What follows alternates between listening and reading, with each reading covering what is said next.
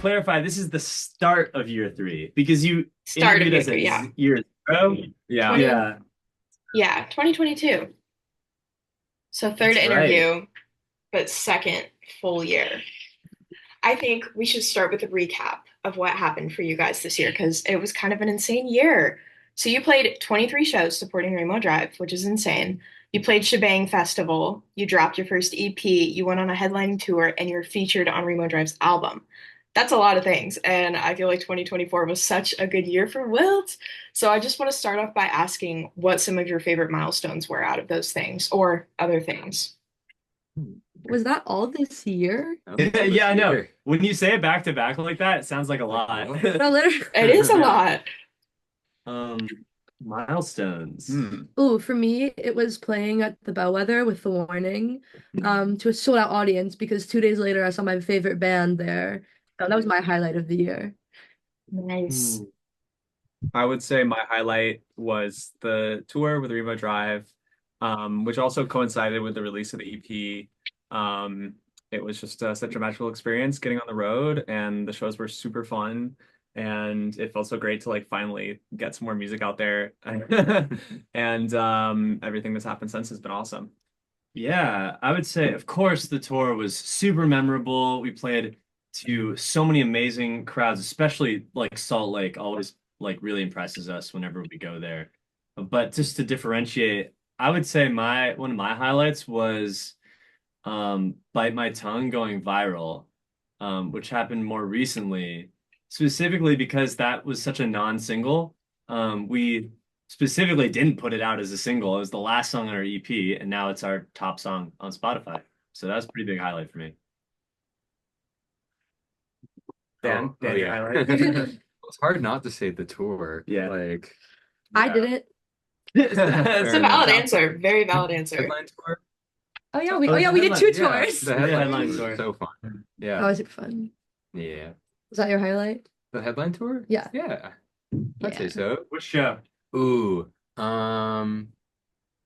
I feel like San Francisco was San the Francisco. funnest. That was Okay, great. I liked Santa Cruz because it wasn't like a huge crowd, but the energy was amazing. It was so fun. We got our first encore ever.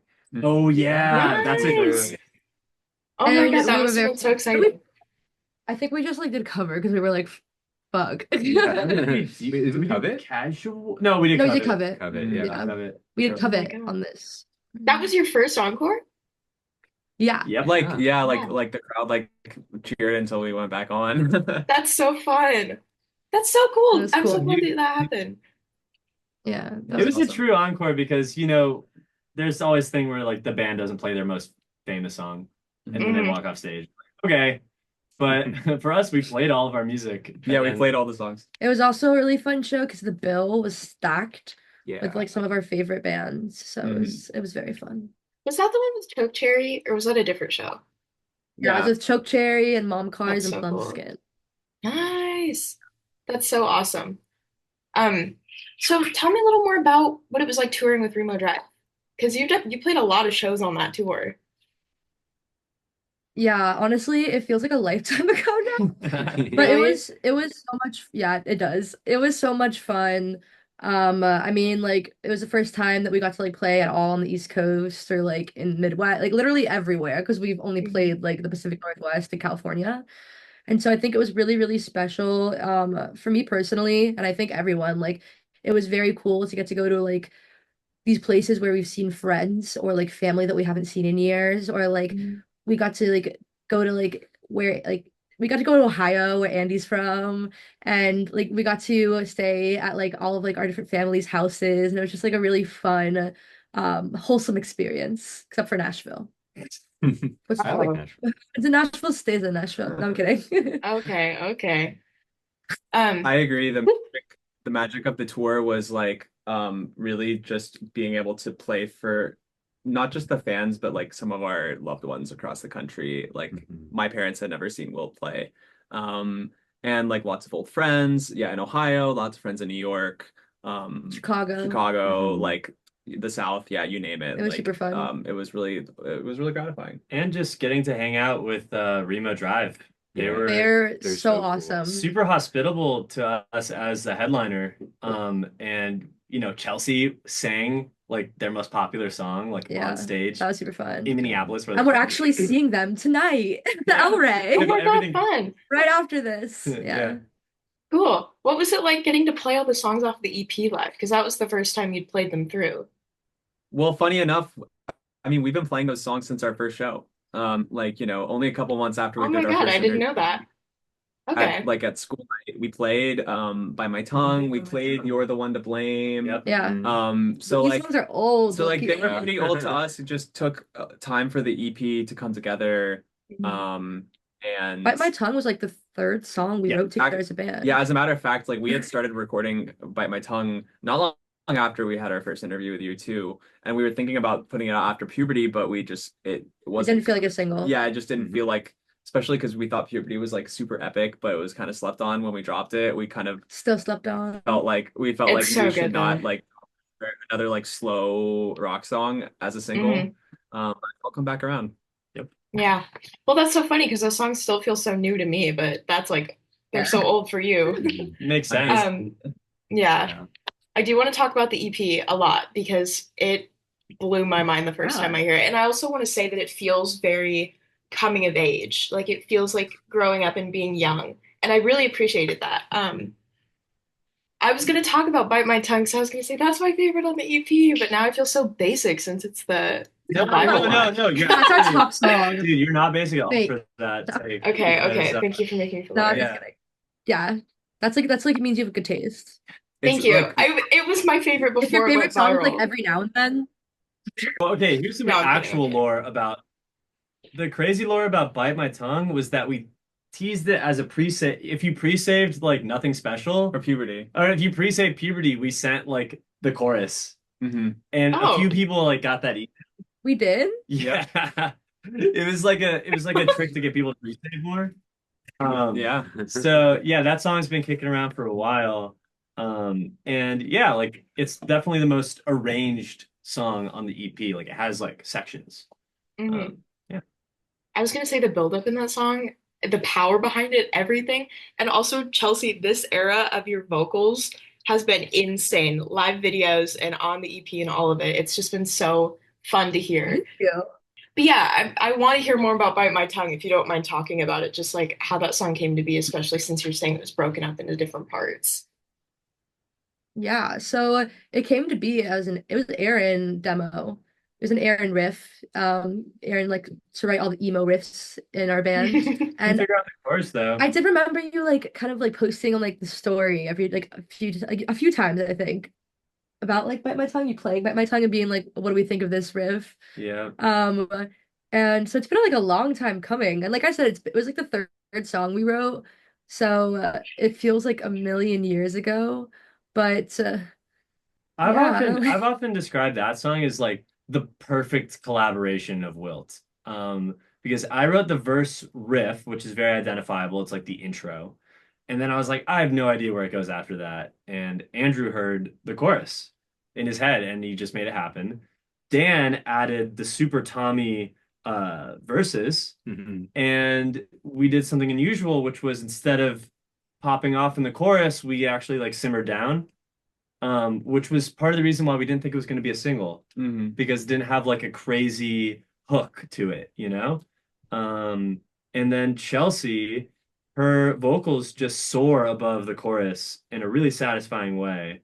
And yeah, it really all came together, like a like very pure collaboration on that I song. feel like the first time I heard Aaron play that riff, actually, I think it was about like after the first house show we played, August 2022. He brought it to practice, and then I was like, oh, chorus goes here. And then I like remember being obsessed with it. I went on a like little trip for what was it, like Labor Day weekend, and I brought my acoustic, and like all I could do was like play the riff and then go into the chorus and like play it very like Alex G style, and like Yeah. we brought it back and developed it as the And that's band. what's funny. Like I wrote that on acoustic guitar in the backyard with the intention of being like, I was really into Alex G. I was like, let me make an Alex G type riff. And then now finally we're doing the acoustic version, which is the Comes version out tonight. which is the version that went viral. Yes. Finally I feel like the full like imagination of like what we imagined by My Tongue Could Be is finally culminating. It's such a good way to close the EP too. Like it's such a satisfying end to the progression of songs. But I Thanks. also wanted to talk about You're the One to Blame since that was the first single and also the opener of the EP. What made you decide that you wanted that to be the single?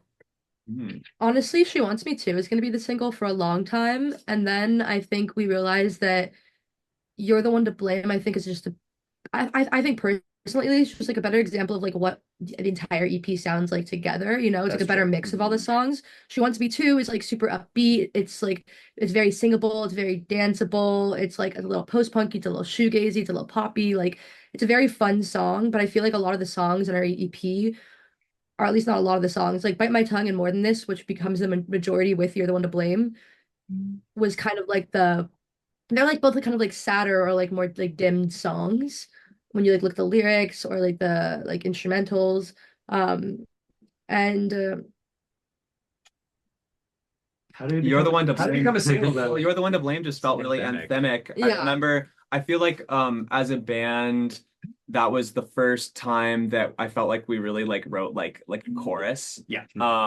Like because it's just so like then just like instant like Yeah, you know. it's like we could talk about riffs and we could talk about guitar tones, but like that is a song, Mhm. and Chelsea made it a song with the chorus, you know? Yeah.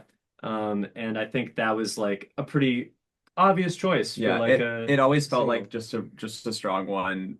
We also like came about that about 2 years ago. Like I think the first time we played it together was probably December 2022. And yeah, it's the lyrics are like really intense, but the melody is really memorable and like and sweet and happy. And the focus is just all about Chelsea. I mean, it shows her range so much. Like Mhm. the band starts and stops and the high notes. So yeah, I don't know. I don't think we ever like as far as besides She Wants Me To being really upbeat, like I think You're the One to Blame just always felt like a really powerful one. yeah, It is it's really the one that powerful. And it's very Mhm. wilty. yeah. It is very It's very multi. weak. I like that you released that one as a single because I kind of feel the same way about it. It's a good representation of what the EP sounds like.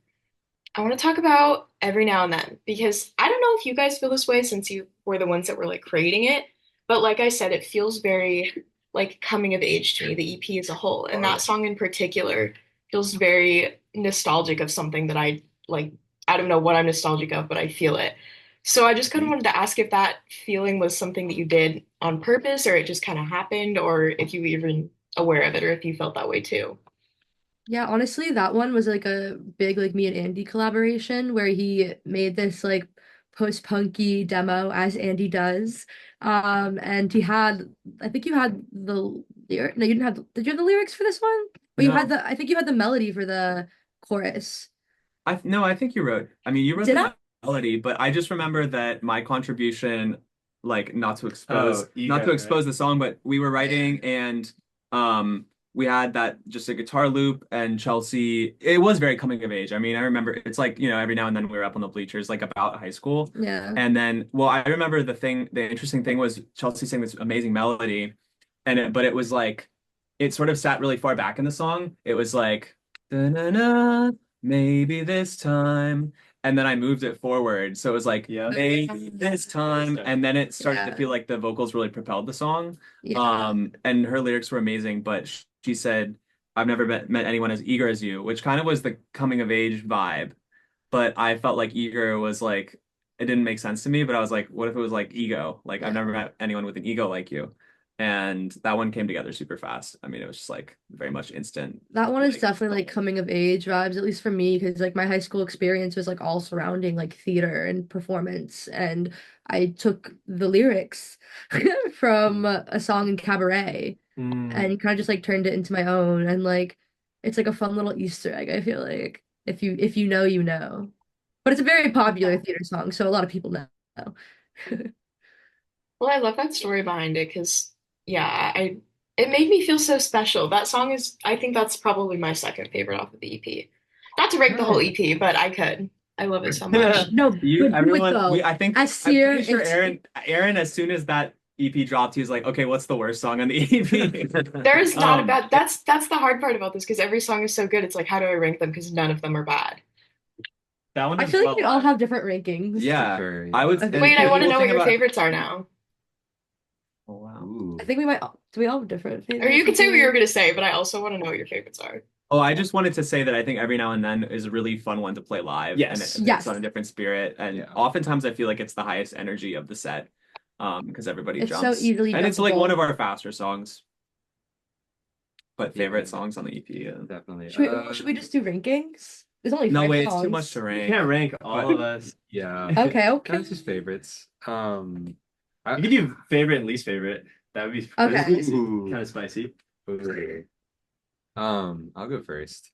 My favorite is probably She Wants Me To, and I think I'm gonna get a lot of hate from the band for this, but least favorite is probably More Than This. Nice. Wow, is that something you all agree on? Or are you saying you No. don't No. agree with it? Oh, okay, okay. I thought you were booing the song, not booing his choice. No, we're booing No, Dan. they're booing. I'm We hate. celebrating. Okay, Okay, No, okay. I hate. I'm with you. I'm kidding. what about you? Well, I think my favorite, I think it's like By My Tongue now, but I would have a different answer before By My Tongue had its moment, you know. And like honestly, my least favorite, just because it's the like feels the most played for me, would be like You're the One to Blame. Like just from a playing it live standpoint, it's like, um, what's the word? It's really arranged, and so I don't have a lot of freedom in that song. So I was like very focused. And some of the other songs feel like I can loosen up a little bit, but that one's very just like on the money. I don't know how to Yeah, describe it. that's very similar to why I feel that with More Than This, yeah. where it's kind of locked in. It's live. feeling, Yeah. but It's like focus. Focus on. yeah. I've. I love them all. Yay. No, I'm Yeah. kidding. I mean, I do love them Yeah. all. I would say my least favorite is probably Every Now and Then. It's like everyone said, it's very fun to play live, but just I don't feel like it's lyrically the strongest on the EP. So I still love it, but it's probably my least favorite. And I think my most favorite is probably More Than This. I think that song is really special to me. That's like a really good example of like collaboration, especially with like lyricism because me and Andy like really went to town on that one and it just took on like so many different forms and I feel like it's so like derivative of like whatever you're kind of like feeling towards it, you know what I mean? Mhm. So that's my favorite. It's quite hard to judge your own work objectively. We all have like But it's biases. subjective. We're picking Oh yeah, favorites, it and is. at least Yeah. it's right. I know because part of it's like I produced and mixed a lot of that EP, so it's like while I don't think Every Now and Then is particularly my strongest song, I think that mix is really good. But I'll say this, the one I come back to the most is By My Tongue. I feel like that has the most replayability for me because I kind of catch new things when I listen to it that I like didn't notice the last time. And it's really fun to pick stuff out in that song. Least favorite? Probably Every Now and Then. And it's a live thing. The part is so easy, but it's so easy that I fuck it up. It's like I do the same. It's like I'm the guitar loop in real life, Yeah. and it's really hard to play on a loop. I actually have an easier time playing more difficult sections like the end of puberty, but just doing the same thing over and over and over again. It's your ADHD. There's like a part. There's like I can mess that one up pretty easily. So yeah. Which is there like a consensus of your favorite ones in general to play live? Like even not from the EP? I think they're new songs. Mhm. I think Right the, now, yeah. I think the new Un- songs we've been writing Den. that are unreleased that Mhm. we have some videos of that will be on our debut album next year are our most fun songs to play live and our best material in Yeah, my it's opinion. always the new ones because it's Yeah, just what's exciting. new? It's fresh. Mhm. Yeah, that's true. But also they're awesome. There we go. Not to toot our own horns. Well, I'm excited to hear them. So you're confirming Wilt album 2025. Yes. Yay! That's so exciting. I was like, yeah. It'll be in 2025, yes. Okay. That makes I sense. want to talk about Shebang Festival because I remember when we were Yeah. talking, I think it was last year. It was either the first year or last year. You were saying that you wanted to play festivals. And you did get to play a festival, so I kind of wanted to just hear about what that experience was like. Yeah, shebang I think was like extra special because it's not like a huge festival. It's like it's local to a place that like a lot of us have like I mean a lot of us, but like me and Dan at least who grew up here like have a lot of friends and have been to many times. My brother just started going to school in Slow, which is where shebang is. So it's just like a fun area and the festival was just so comfortable and nice because it wasn't like a huge festival. It was like a smaller area. And so we really got to like interact with like the other artists and just like actually see other sets. And it was super fun in my opinion. Mhm. It rained the second day and none of them made it the second day because Oh my they're old and boring, not like me. God. But the second day was super fun too, but it was raining and so it got extra muddy. And the thing I loved about shebang the most that they didn't even get to see was that I feel like if it was like pouring rain and like super muddy at another music festival, I feel like a lot of people would be deterred by that and like take Mhm. cover or just like, like try and, no one was doing that at shebang. Everyone was having like even more fun than before. And then there was like a double rainbow after. It was Oh, Oh my awesome, God, cute. And we got to watch Peach Pit from side stage. Okay, that's dope. That's so awesome. What, like crowd wise, how did it feel? Did it feel a lot different than just a regular show that you'd be playing? I feel like not completely. We had like a weird time slot, like an awesome time slot, but it was at I think like 5 p.m. The festival opened at like 3 and we were on the main stage, which was awesome. But I think because it was such a big stage, it felt like not because everyone was like very spread out. There was definitely like 200 or 300 people there watching us, but because it was all spread out like that, it felt, I don't know, it felt weird to me at least. Like I felt like it wasn't like going that far back. And like whenever I go to a festival, I just feel like it goes so far back, but I've also never seen the perspective from a stage, you mhm. know? Mhm. So that was something that really stood out to There me. were more than that many people. There's like 5 or Really? 6. Yeah. Yeah. Yeah. Like I half have thousand. I have no But like I think I think yeah, like it was different from playing our own show, obviously, because like people weren't like singing along as much. But like the energy was good. Like people were there to have Mhm. fun, which like isn't always the case when you're like opening. But like the festival vibes, like people just want to have a good time, and like there were some really good reactions, especially even to our, like unreleased songs, honestly. Mhm. So it was really fun, and it was amazing having so much space on stage, like the really biggest just stage being we able to played. like go Walk crazy, you around. know? Yeah. Yeah, it felt so like legit. Like the fact I'm on a that, riser. dude, yeah, I was on my own riser. They had me set up on side stage and just like rolled it out when it was our time. I felt like such a pro, Mhm. you Oh know. my gosh, that's so cool. Well, I'm so glad that your first festival experience went well and that you got to It was enjoy a the lot of fun. I show want to too play on the next more. day. Yeah. I hope so too. I'm whatever festival you guys play next, I'm gonna be there, front row. Whatever show that Wait, you Cece, play in where? Oregon next.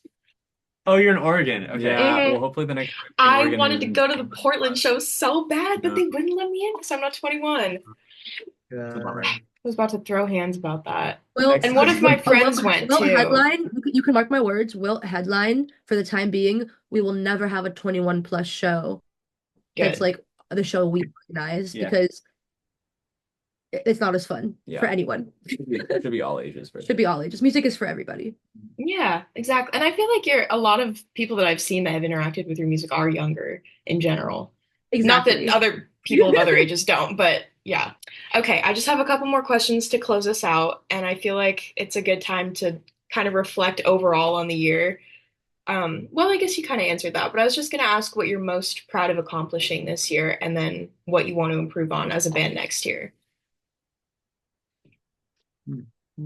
I think for me, I would just say we've continued to grow the amount of people listening to our music, and like it's been consistent. And like I mean, we are like the EP came out a while ago, and we're still seeing like growth and like Spotify and like good vibes. So, and like I think also growth wise, like after the EP. The reason it took so long was because we got thrust into the spotlight early with our music and we hadn't quite found like our process for recording and writing songs yet. And I feel like this year we've really come a long way in terms of like how we collaborate and like share the vision for like Wilt and the creativity. That's Mhm. what I was gonna say. Like we've Totally. become like such a well-oiled machine. And I feel like next year to just like improve upon is just like keep that going and like Yeah. get stronger and stronger, hopefully build a team out. Um, yeah. I'm very proud of our over 100,000 monthly listener Spotify. Watch by the time this comes out, we'll have like 70. But 100 seemed like such a number Yeah. to hit. And it was like, okay, we passed it, but like how long can we hold that? And then it's been a few months now where we've just been over 100. So it feels like that's the new normal. Feels legit. And then now the next normal, I want to get to like 500, and then eventually a million. Like, so very proud of that, though. Very proud of that. Daniel. Oh yeah. Yeah, I mean, I don't know. To build on kind of points that were brought up, like I feel like the coolest thing that I'm proudest of is just the fact that we've evolved like continuously as a band. Like the band that we started 2024 with is in a lot of ways not like different, but we've moved forward a lot. And we've especially like yeah, like we talked about collaborating better together and like kind of getting that process sorted out, but also just like I don't know, it's so much easier to find our footing. Not that it was ever like difficult like with like making songs and like jamming together, but it just keeps getting easier and like Yeah, feel more natural every time. exactly, yeah. It took like a year or like a year and a half to make like 10 songs, and then in the last like 6 months we've made like 20. Yeah, so exactly. Our closeness also because of the touring, like Mhm. yeah, like our bond is tighter than ever. And our creative juices are flowing. Oh yeah.